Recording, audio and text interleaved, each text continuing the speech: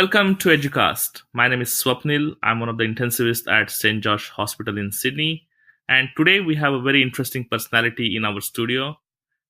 He is a world-renowned educator, co-founder of Life in Fastlane website, and co-founder of FOAM campaign, which is free online access to medical education. He's a blogger, podcaster, intensivist, social media activist, and simulation enthusiast. His name is Dr. Chris Nickson. Welcome, Chris. Thank you. Thanks for having me. It's good to be here. Oh, it's my privilege to have you in Educast. So, Chris, you are quite active in digital media, running a website, writing various blogs, podcasts, Twitter, organizing SMAC, name it, and you are everywhere. Your whole journey from being an ED physician to intensivist and then to becoming a FOAM activist is quite fascinating. And I believe that you can be successful either by doing different things or by doing things differently. And in your case, you have achieved both, which is quite difficult to do. Now, today's podcast, I'm pretty sure, is going to be a special feast for upcoming educators, as they're going to hear from you about use of digital media in healthcare professional education. Are you ready? Yep, ready as I'll ever be anyway. Great. So, Chris, will you be able to expand this concept of digital media and how it can be useful in healthcare professional education? Sure. So I guess my specific interest in digital media has been, as you said, with FOAM, or free open access medical education. And I kind of view that as a combination of both tools, an ethos, and a community. And really what it grew out of was the use of social media to spread basically anything that would be useful information for learning from in medical education. And around that really is this ethos that we should be distributing stuff for free that anyone can access if they're trying to use it to improve patient care. And so long as that we attribute stuff to the right people or give people credit where it's due, then that's what it's all about. And I guess from that ethos and from the interchange between people, a whole community is sort of grown out of that. It's kind of loose. It has its sub-communities and stuff like that.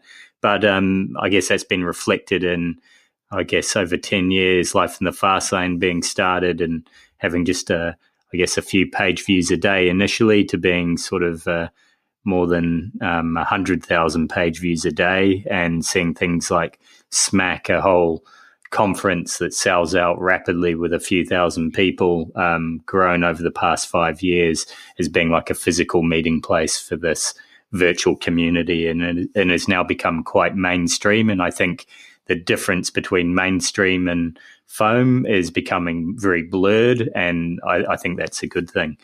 But I guess in general, the digital media is a wider, it can be more widely used. I guess, you're thinking about how we use it in talks and in the workplace and in teaching, just-in-time learning with, I guess, videos on iPads and all that sort of stuff. But I guess my experience is really mostly with the FOAM side of things. Okay. Now, there is no any formal training around this concept. And first of all, how did you learn all these things? And what are the resources that are out there for budding educators like me? Yeah, so it's there's no module that you can do at medical school on this stuff.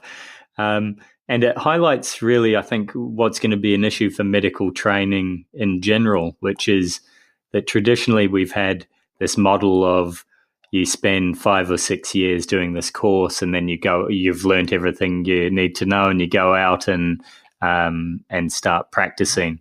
And really, the pace of change in medicine, and then by definition also in medical education, both from the medical changes and also what's changing in education, means that the rate of change is incredible.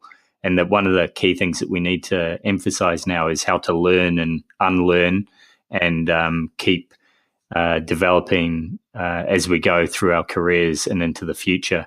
But I guess my personal journey was that I actually got, before I did medicine, me and a friend, we started a web development company in New Zealand. So I had a bit of background on figuring out how to make web pages and stuff like that. But I never did any courses or anything. I just got a bunch of books and gave it a go, which is probably why I'm still not particularly good at any of this stuff. But over the years, then, when I was a emergency medicine trainee in Perth, I met Mike Cadigan, who we are, I guess, partners in crime now with Life in the Fast Lane, and he certainly was a strong influence and mentor and so on with getting into the, I almost said getting into foam, but it didn't exist then, but creating blogs. And what I discovered really is that things move rapidly over time, so that now really if you're making a blog on something like WordPress, it's really a lot like learning how to use Microsoft Word. It's what you see is what you get. You type things in there, you can publish, etc., and it actually doesn't require any coding skill or anything like that. But I guess we've seen that there's been things like certainly at SMAC, there's always a foam workshop for people who want to learn how to do this stuff. We see things like that pop up at other conferences now as well. And there's other things like podcasting courses that Anton Hellman over in Canada, who's brilliant at this stuff, he does the EM Cases podcast that he started running. Other things like the teaching course that covers a lot of this foam type stuff. But my real tip for if you want to get into this stuff is to realize that foam is a community, and that the best way really to get into it would be to start contributing to something that already exists. So, if you had obviously Life in the Fast Lane is a thing that I have experience with, but we've often had people who've said, hey, I want to contribute. This is my idea. We'll get them to start doing stuff on that. And it doesn't have to be forever. They might then go and create their own blog or something like that afterwards. And I guess we need to give a real sort of tip of the hat to Mike for this, because he really got the whole foam thing up and running by the amount of, he set up basically 100 websites when this all kind of got going, and really helped give a lot of people a foot up. But obviously that's not sustainable, and so that's why that it's a community that has to keep on giving, and as we all learn, we spread the knowledge and help each other out. Okay, thanks for that. I think those tips are quite useful. Now, the buzzword in the healthcare is patient safety. Whenever I go to my director, he or she asks me, show me that whether this intervention helps to improve the patient safety. Now, do you believe, or is there any evidence out there that proves that these all cool things that you're doing, they do actually improve patient safety? Yeah, that's a bit of a killer question, that, isn't it? Because I think proving patient safety is always a challenge. I mean, there's a paucity of, say, what we're used to looking at randomized controlled trials and stuff as being the pinnacle of evidence. There's a paucity of that for patient safety measures in general, although there are some good examples. And I think when I look at patient safety, I think education and training is the least effective rung of that ladder as to what improves patient safety. Having well-designed systems, cognitive forcing strategies, and having a good culture is all at the top. But education and training is certainly part of the puzzle, and should certainly interweave and tie in with enabling those other things to work in your environment. Before I sort of go into sort of some of the maybe benefits that I can think of, there are potential harms as well from the use of digital media, and I guess from foam as well. Like any technology, it has a it has pros and cons. And I guess the main ones that I worry about are things like patient confidentiality, which I think has to be paramount when you're using digital media. It either needs consent or don't use it. In practice, when we do case-based type stuff, say on Life in the Fast Lane, what we do is we basically fictionalize the stories so that they're not only de-identified, they're completely changed. The gender's changed, age changed, and stuff like that, and make sure that there's nothing identifiable, and it becomes a fiction. The other issues, I guess, are with information being taken out of context, and that's a real big one when there's, I guess, junior trainees who see stuff that's maybe written with people with a different expertise level in mind, and how do we actually ensure that we've got good quality control of the information that's coming and the fact that it can get out of date over time. So that's certainly all the challenges, but what would be the benefits? We've certainly had, you get lots of anecdotal replies from people saying, hey, I listened to your podcast and I saw the patient, I remembered the thing that you said, and we got a good outcome.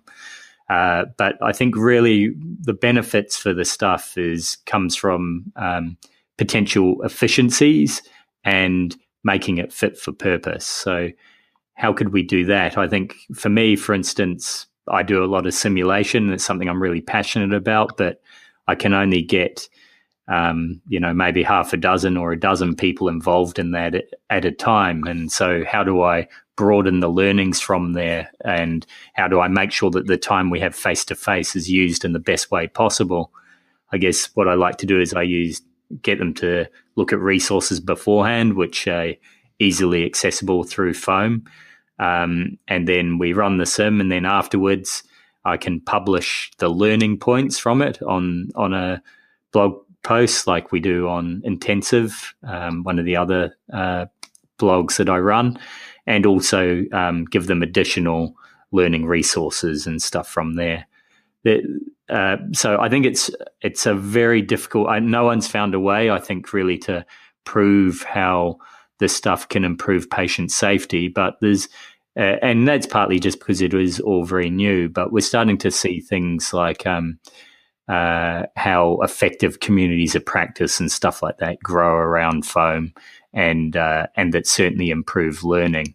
And so I think if it's a really interesting area where people could potentially put some time into doing some research on this.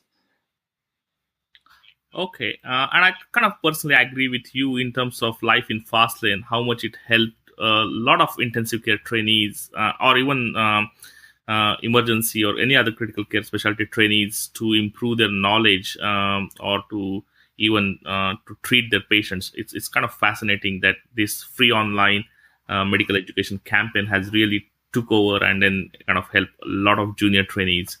And I think we owe a lot of credit to you for creating this marvelous asset for us. So thanks for that. So moving on to this, another tricky question for you. So there are two sets of educators. One set is relatively younger. They are receptive to digital media. And while the other set they are relatively older and they believe in this traditional teaching method. Now, the challenge is most of the learners are coming from this millennial age group. How do you think that digital media help educators to tackle this challenge? Yeah, so I guess I always cringe a bit when I hear the term millennial because in terms of what the implications of that mean, because I think that we're all basically human beings with brains that work in similar ways, and most of our evolution has already been done. And then what's the difference between 10, 20, 30 years of being born, I guess, is going to come down to, the influence of culture and habit and things like that. But really how our brains learn and work are really going to be much the same. So, by saying that, with the brains being the same, means that the benefits and harms potentially of how we use digital media are going to be the same for both those old and younger people. I think in terms of just how we can integrate some of these resources in, I think the first thing we have to just accept is that regardless of whether, for instance, say social media is beneficial, it is there and it is being used, and people are going to access information with that, with those tools. And so we need to try and ameliorate the harms and also try and reap the benefits of that. So I think within a department, not everyone needs to be fully immersed in this sort of foam culture and stuff like that. But you'd be crazy to build a team that doesn't have some people who are interested in that. Any team benefits from diversity and different views and things like that. And by tapping into an online community, you can really learn new innovations, new ideas very rapidly, and then bring it to the team and see what people think. I guess one of the ways that I like to integrate some of this stuff into teaching is, one of my favorite things is to get a really powerful speaker who's very persuasive, who gives a talk on something that maybe I don't fully agree with, or I see that there's nuances, or it's just not applicable to our setting, and get our trainees to actually watch that, and then we discuss it and see if we can learn how to apply critical thinking, and see why we can't just walk out into our unit and do that stuff now. One of the other cool ways to integrate some of this stuff is to, if you are aware of a few good resources, say on particular topics, is to do what Simon Carley calls creative foam prescription. So you can say to one of your trainees, okay, so we've got this patient with this problem. How about have a look at this resource, come back, tell us what you think. So I think information's information, and what we need to do is upskill in our way of teaching critical thinking and being skeptical about information and knowing when to use it and how to use it and how to find it. And that's really the challenge. And it's going to be a challenge for older people who aren't used to these technologies, and it's not necessarily just an age-related thing, but that is a challenge. And those of us who think we're pretty savvy with stuff now, well, the bad news is in 10 years' time, everything's going to be different. So this is going to be a perpetual challenge. So, Chris, it seems that you quite easily talk about all these things, but I'm pretty sure there are quite a lot of challenges involved in adopting the digital media in education as an educator. And so what are the precautions that we should take as an educator before embarking on this journey of digital media? Yeah, so going back to what I mentioned earlier about the patient confidentiality, I think this is paramount, particularly if you're going to use anything that involves either patient photos or any sort of patient data or information. You need to either have consent or be aware of hospital regulations, and different hospitals can be very different in terms of their approach to how this information can be used for educational purposes or be published.